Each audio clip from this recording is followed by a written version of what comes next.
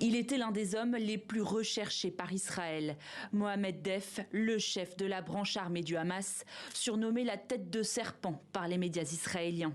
L'armée israélienne confirme sa mort. Le Palestinien a bien été tué le 13 juillet dernier dans une frappe dans la région de Khan Younes. La fin d'une traque qui aura duré près de 30 ans.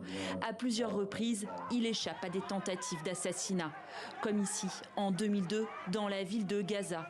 Mohamed Deif est alors grièvement blessé.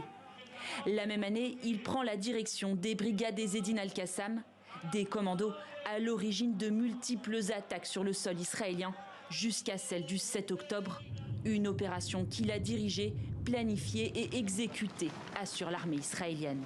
Dans un enregistrement, il revendiquait l'assaut. Avec l'aide de Dieu, la première frappe de l'opération Déluge d'Al-Aqsa a ciblé les sites de l'ennemi. Ce jour est celui de la grande révolution destinée à mettre fin au dernier régime d'occupation et d'apartheid dans le monde.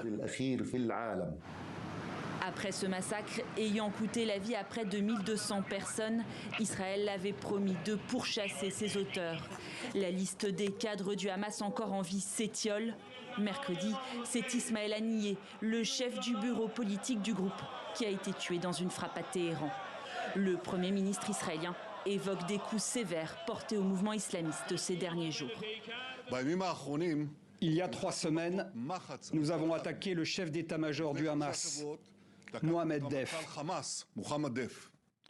Nous avons réglé nos comptes avec Mohsen et nous réglerons nos comptes avec tous ceux qui nous font du mal. Quiconque tue nos enfants, quiconque assassine nos concitoyens, quiconque nuit à notre pays aura sa tête mise à prix.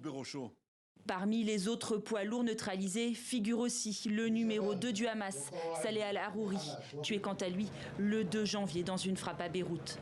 Reste Yahya Sinwar, le chef du mouvement islamiste à Gaza.